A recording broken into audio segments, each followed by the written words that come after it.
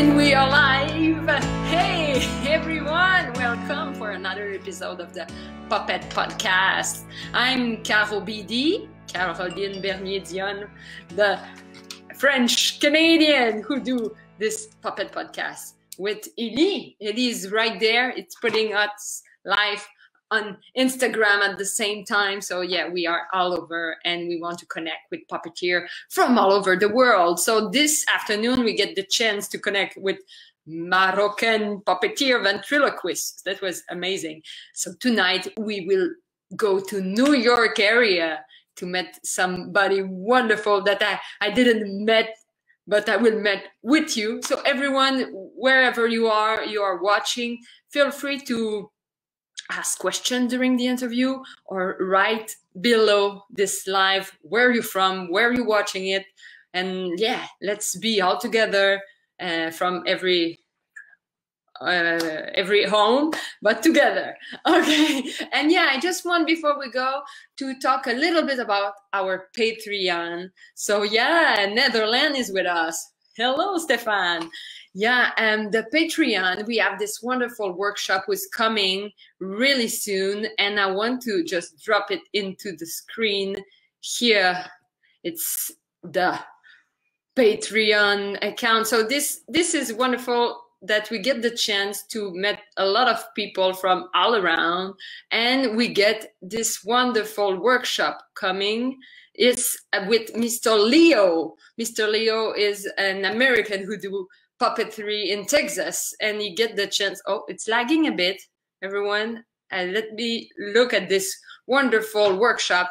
So Mr. Leo do during the confinement and everything, he was able to respect the rules and get puppetry going around. So yeah, I have some tricks and tips about promotion he will share with us on the Sunday, next Sunday on 6th. So this is the little promotion. So everyone, you are really welcome to join us for this wonderful workshop. So I have a link below, click Patreon and watch this after the interview. So now, this is the time. We will cross, not the ocean, but cross the border. The border is closed, but we will cross it virtually. I have the wonderful Eric Wright that I bring into the screen. Hello. Oh, again. Da-da-dam. Attends, again. Ding. Hey, yeah. It's like we never lost you. The border. It's the border. How's it going? Good. And you? I'm good. I'm really, really well. Nice to be here. Yeah, nice to meet you. It's a real meeting. It's live. It's wonderful. That's right. Anything can happen. Yeah. So I always like to have the puppeteer introduce themselves. I saw your Instagram. I saw some of the online stuff going on, but maybe you can talk to us about where you're from with puppetry and just introduce yourself.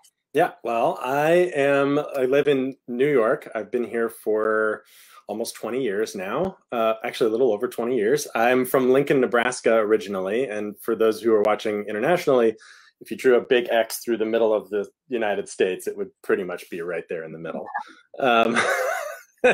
And I grew up not knowing a whole lot about puppetry, but like most people, seeing puppetry in Sesame Street, The Muppet Show, Mr. Rogers' Neighborhood. And I got more and more interested in it when I saw the movie. I really feel like watching Jurassic Park in 1993 was a big turning point for me. I became really interested in movie special effects and learned all about the animatronic effects that were used in that show, in that movie, and that really drove my interest in puppetry as being more than what I saw on TV. Yeah. And I went to Sarah Lawrence College and studied with Dan Herlin. And while I was there, started learning about the live puppetry scene around New York, and really fell in love with the art form there, and fell in love with the people that make puppetry happen in New York. I studied my junior year at the University of Connecticut, sort of like a study abroad program, and studied with Bart Rock Burton. And then graduated from Sarah Lawrence. I also attended the O'Neill Puppetry Conference, the National Puppetry Conference, several years in a row right about that time, and really met a lot of the puppetry community in a really great way. And then shortly after graduating, I met Emily DeCola, and shortly after that, Michael Schupak, and we started the Puppet Kitchen in 2008. We moved into a studio to get into a work studio together in 2006, started the Puppet Kitchen as a company in 2008. And then the Puppet Kitchen has grown and changed and expanded and become a lot of different things. And in 2017, Michael and Emily moved on to other projects, and I moved the company to my office here in Uptown New York City. And then recently I was cast in the off-Broadway production of Little Shop of Horrors as one of the Audrey II puppeteers. And that is a really brief history of me and puppets. And here I am talking to you live. Yes, but yeah. It's great to have it's like in the labyrinth. Okay, there and there, and I follow you. I'm tracking. Yeah. There's been a lot in between all of those points, of course. And the Puppet Kitchen, I'm super proud of the things the Puppet Kitchen has done. And I've been able to work on productions all over the world. And I think at this point, I've worked on every different kind of, I've designed and built and performed in every different style of puppetry that there is, maybe with the exception of Vietnamese water puppetry. I'm still working on that one. But this is a statement. Maybe someday. Right. Yeah, I think so, because I've done shadows and marionettes and bunraku style and TV style and large scale puppets and all kinds of mixes in between. So I have a lot of. I mean, once I sort of dove into puppetry, I really wanted to kind of be exposed to everything I could and try everything and soak up everything that I could. Yeah, and New York area is really bubbling of a lot of activity. You must really enjoy the community over there. Yeah, it's really great. I was really fortunate to be cast in some meeting people at the O'Neill Puppetry Conference that's a huge part of the people are working in New York and Connecticut and New Jersey and all in that area, as well as around the world. And I was cast in a couple of productions right after graduating college, and with one in one of Dan Hurlin's shows, Hiroshima Maiden, as well as one of Basil Twist's shows, and met just so many puppeteers who were already sort of going and had been working for years and years, that I was able to, right at the beginning of my career, just kind of get passed around from project to project. And it was really exciting, and it's really great. Yeah. That's so cool. And it's television also going on in New York, puppetry television. It's amazing. Yeah. So are you ready, Eric, for the deep question of the Puppet Podcast? I did say, yes, I am totally ready. I'm always ready. This is my favorite thing to talk about. I'm always ready. Yeah, those are deep, but let's deepen it. Yeah. The first is why? Why do you cherish the art of puppetry? I would say that I really cherish the ability for puppetry to connect people. I feel like that's a pretty common theme that people talk about why they are interested in puppetry, but I think it is something that I think is unique to the art form. I think there is something about connecting through an object that lets you have access to a kind of human connection that's really special. Totally. I totally agree. And I think all puppeteers who are watching right now, you could maybe chat. Yeah, I feel it. Kind of a spark. Sometimes I want also ask when your crush for puppetry happened. When you get the spark? Well, like most crushes, it started in middle school. When I saw puppets from across the room. I mean, it actually kind of was like that. Because I feel like I had been exposed to puppets, and I loved the Muppets and Sesame Street Muppets and Mr. Rogers, and like I loved the characters that I had seen on TV. Yeah. But I didn't really start having a crush on puppetry as a medium until I started thinking about like what we call practical effects now, and movie special effects, and like getting into the behind the scenes of how you make the Muppets, and it was that really sparked my crush in the medium. That was like, oh, there's these people doing this magic. There's people who are innovative and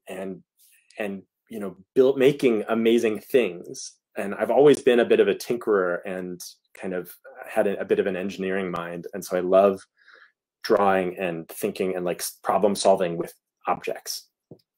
And so that I think really led me to have a big crush on the medium. And I would imagine a dreamy future where the two of us were together, and I could do anything that I wanted, and I could be everything I wanted to be, just like any good crush. That's so cool. Yeah. Yeah, that's a good story to get this behind the scene. That's so true. Yeah. And I want to know, like, it's always a personal opinion. In your opinion, what would be the best field of study to become a puppeteer? Well, I think so. Well, I mean, one of the reasons that I've always really liked puppetry is because there are so many ways to access it. There's so many things that you can do that can help you be a good puppeteer. But I think that if you want to be a puppeteer, if you want to be a performer, then you should study acting and movement and physical theater. I mean, really all of the things that are areas of study that are about communicating emotion through movement. That's really what puppetry boils down to. And if you want to be a builder or a designer, then you should study drawing and sculpture and making things, and basically all of the fields of study that are about communicating visually an idea in your head and making that into something that's outside of your head and communicating that to someone else. Yeah. Because that's essentially what puppet design is. Yeah. But it really it really feels like if you study I mean, when I started out, I really felt like if I called myself a puppeteer, I could continue studying all the things that I really liked to do and never have to decide on just one thing. I could study acting and engineering, or like tinkering, or like, how to put a circuit board together. And those would all be in service of this one pursuit, Totally. Yeah. That's a good way to voice it and word it. And for sure, I always say multidisciplinary. You have a lot of stuff involved into puppetry. Yeah. I love your vision about like no decision, just do all. Yeah. Well, I mean, at some point I did make a decision to be a puppeteer, but it was, I really have always been very curious and love learning about whatever I could. Yeah. And this is a good way to kind of put a net under those curiosities. Yes, because all it's solicited in this art.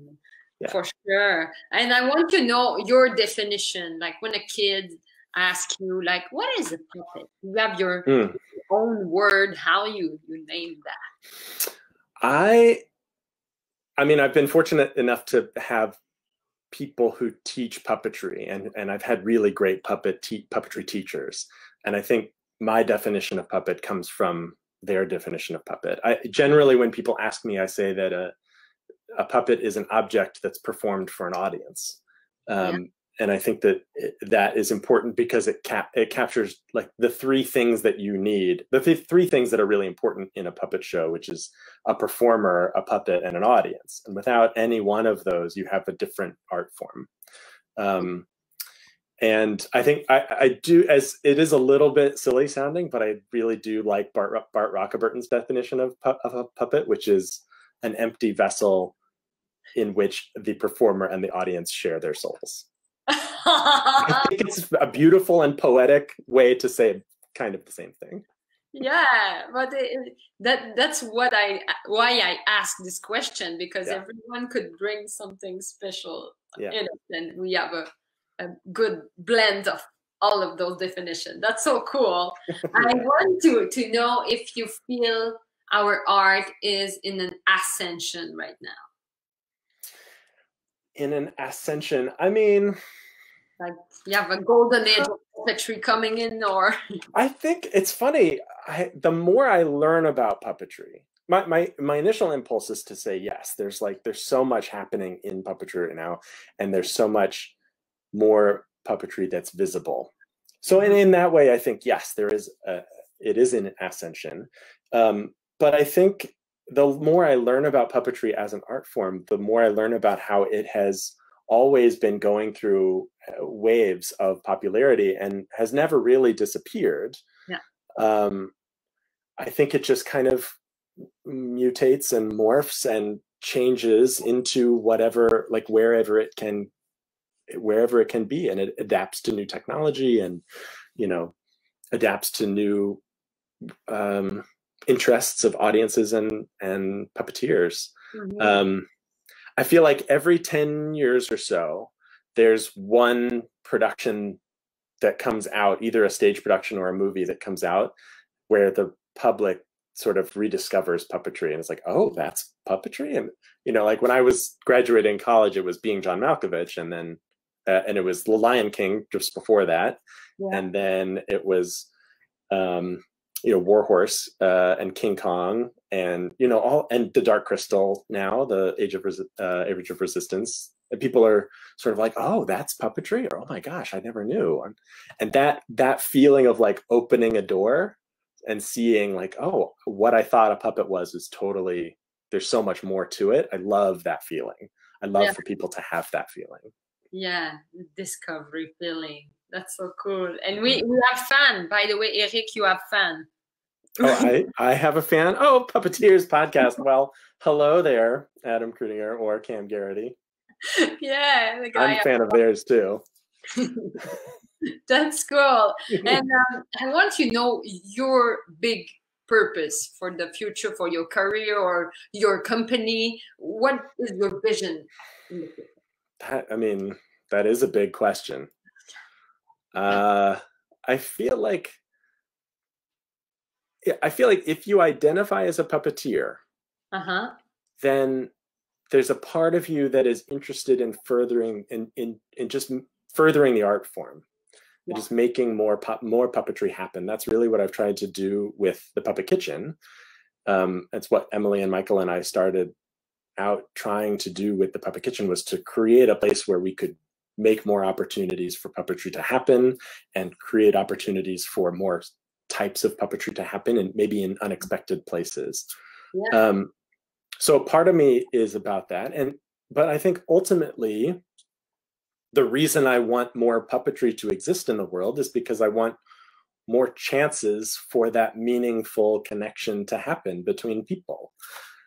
And ultimately that's my goal. I think that's a valuable thing to want to create in the world. And there's no way to set out to make that connection and know that it's going to happen. I think you just play the odds. I think because it's a connection between people, so you're like, you can only kind of do your best to connect to another person. But I think the more puppetry you put out there, the more you try and get better at it, the more you make better puppetry happen and encourage people to do, like, to tell their stories and make, you know, through puppetry, I think the more chances you have for those real meaningful connections. That's so deep, and let's make those deep connections. Yeah, I think, why not? You know, we need to. That's I don't know. That's sort of the purpose of why we're here in general, isn't it? Like, to connect with people. So I feel like this is a pretty good way to do it. Plus, it's one of the silliest ways to do it. So why not have fun with it? Why not have fun with it? Yeah, it's deep, but at the same time, we have so much fun when we connect with the audience. That's cool. I want also to ask you, where do you see puppetry in 10 years? I mean, if you really want to know what puppetry is going to look like in 10 years, you should look at the people who are just picking it up now, because it takes about 10 years, I think, before you can really get to what you're trying to, like, where you could get to a point where you're really saying what you're trying to say, right? So people who are just picking up puppetry for the first time now will be the ones deciding what it looks like in 10 years. Ultimately, that means 10 years is not that much time for puppetry to change. I do think you'll probably see more integration of new technologies, especially projection mapping, I think will be a big one, especially because now we are looking at a future that involves a lot more video and a lot more people who are maybe trained in theater are picking up video and figuring out new ways to work with it.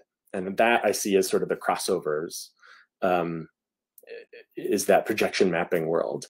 But I think it's, you know, again, like I think puppetry is going to be a really interesting art form to pick up, like find a way to make these, and find a way to make theater and find a way to make connections in a world that is nervous about getting together in big groups.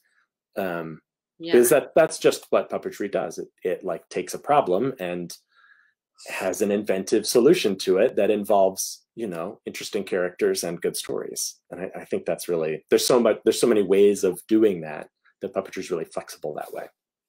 Yeah, I love that. We will solve the problem in a creative way. I think so. I mean, puppeteers are some of the most collaborative and creative people that I've ever worked with. And it's very encouraging to think that, I mean, I know personally, I am driven the most when I have clear limitations put on my creative process.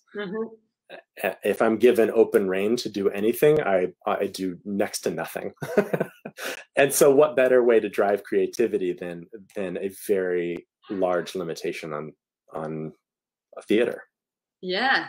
You put the square and you just go into it and you solve the problem. That's so cool. And you have also an international vision because you work with so many people from all over. So I'm pretty encouraged about this answer. It's so well said. Good. So we have a question from the audience. So I will drop it into the screen. So here. Oh, hello. It's Mura. And, do marionettes still have a place in film? I think absolutely. I think there's no reason why they shouldn't have a place in film. I think there's nothing about marionettes that says this shouldn't be on camera. I think that, except for maybe people's expectations of what marionettes need to be. I think if marionettes, which are traditionally like very time intensive, and you spend a lot of time on one puppet, I think that is maybe a disadvantage to film and camera work, which has traditionally been accelerated by being able to build multiple versions of the same character pretty quickly to accommodate the shot and to accommodate each version. But you know, film is a medium too, and I've seen some there's an incredible marionette movie called Strings that's all done with marionettes, and it's just beautiful and it's super inspiring if you want to see marionettes on film. Yeah, we recommend it really well. Yeah, that's true. And I hope it's answering you, Murat, about that, about film, because you work, Eric, in film too. I have worked in film. I haven't done a ton of work in film, not comparatively, but you mean Murat or me? Do you mean me or Murat? I have worked in film. No, you. You. Yeah. So yeah, that's why we are there, to have your opinion. No, I've done some work in film. I mean, the majority of work that I've done has been for the stage and live audiences, but I've done film and TV work. I have a hard time. I was trained in theater, and working for film generally cranks up my actor anxiety in a really serious way, because I can't respond to the audience immediately. It doesn't have an immediate response. Yes. And that is a different expectation of what performance should feel like for me. And so I struggle with it a little bit. Okay. But yeah, everyone have his potential or his easy and the difficult, and we work on. I mean, yeah, and I think it ultimately boils down to what works for you and what you practice at. Yeah. I mean, when I do film, and it works best for me when I have people in the room to respond to me. So it's a little bit more like theater, or people that I can get even like immediately after filming, I can sort of get some reaction from it. And that's not necessarily something you need people in the room for. Certainly these days, when the number of people in our rooms are limited, that's been something that's been on my mind a lot. Yeah, that's true. We have like the co-worker, but sometimes they are busy working, so they cannot give you like, yeah, that was good. Like we need this good cheering attitude. It's nice having this stream of comments along the side, so that we can see that, you know, people are there and responding, and like that really helps. It's really great. Yeah, it's the live, and I think actors or people who are trained in performing art really like it. So yeah, that's so cool, and I will invite everyone to watch your website for sure. You have so much great image, and it's so rich of color, and yeah, it's. I'm really proud of the work that we've done over the years. I mean, a puppet company that's been around for as long as we have is unusual, and I'm really thankful for all of the people that have made that possible, and much of it is through sheer force of will and just wanting this to happen, and so we will make it happen. But we've done such incredible work. I'm really happy with it. And you bring like so much people together, and that's what I put in the promo, like designer and creator, and like Doug won the website name. Oh, it's puppetkitchen.com. Easy. Everyone just have a look after for sure. And for cooking up good puppets, you know, that kind of a thing. Yeah, it's easy to remember. Yeah.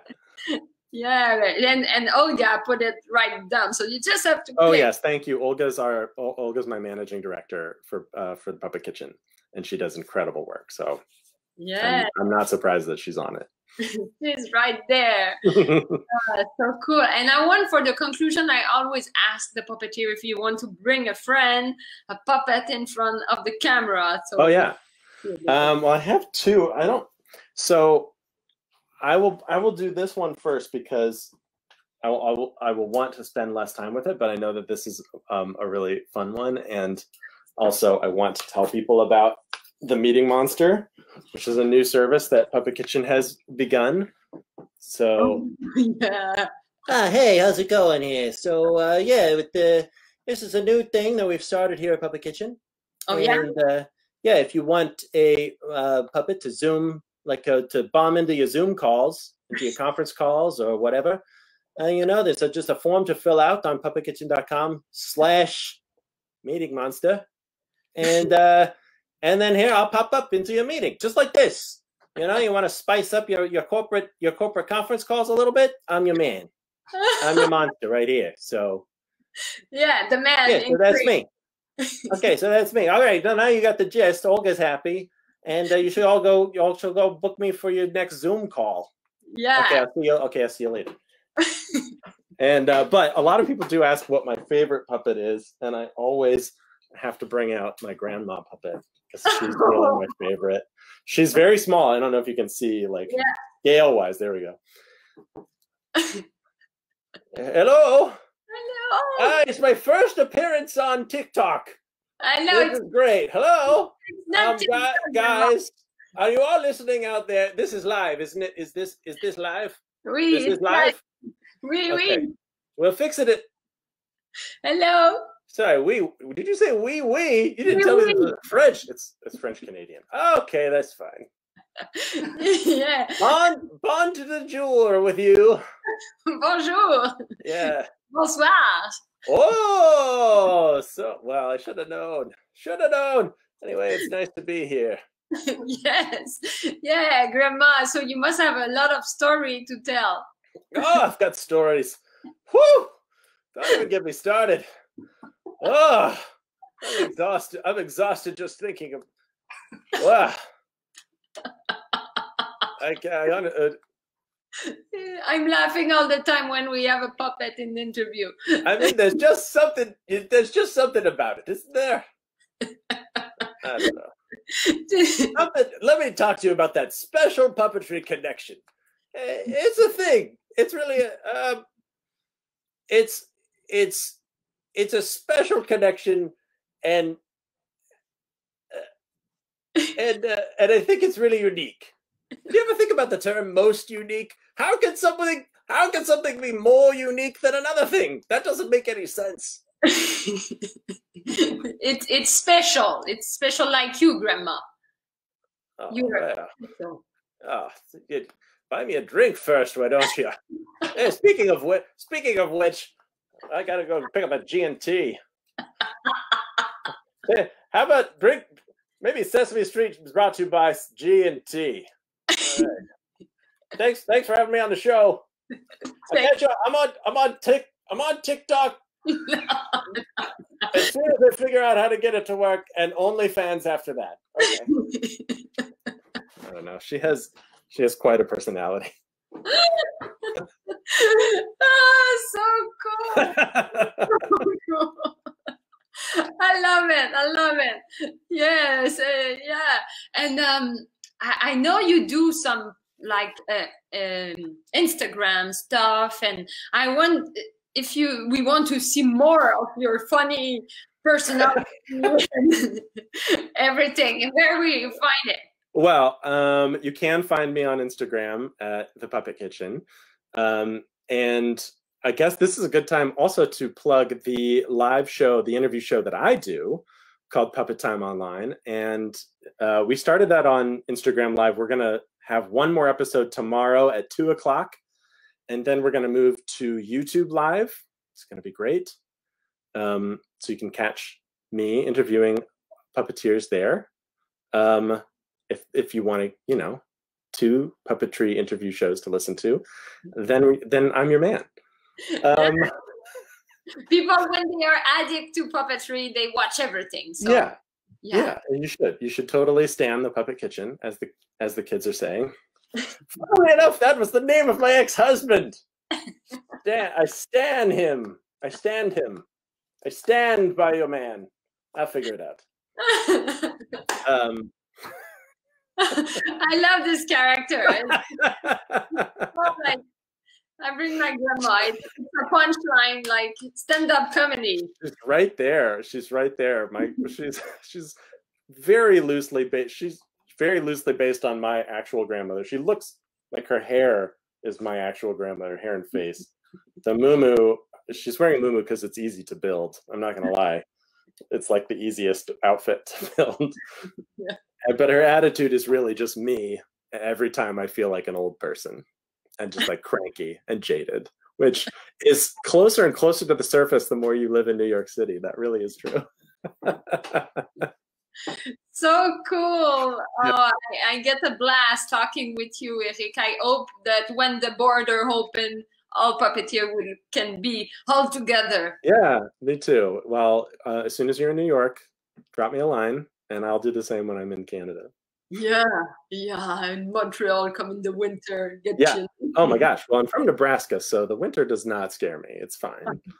That's cool. So keep doing your good work. Thank you so much to have been part of this wonderful episode 60. Thank you. Oh my gosh, I can't believe it. I'm so happy to be number 60. Yeah. I'm so happy to be here. It's great. Thank you so much. So stay in the virtual studio. We will chat after. I will just do the outro by myself. Fantastic. Do your thing. Thanks, everyone. Bye, everyone. And yeah, we have the Olga put again the tag on IG. So everyone. She's the best. What can I say? She's so good. Yes. Well done. We have comments. So, yeah. See you, Eric. Thank you. Yeah, everyone, welcome again, everyone, for watching. You're really welcome to see. Also, tomorrow we go to Brazil. So we have a translator.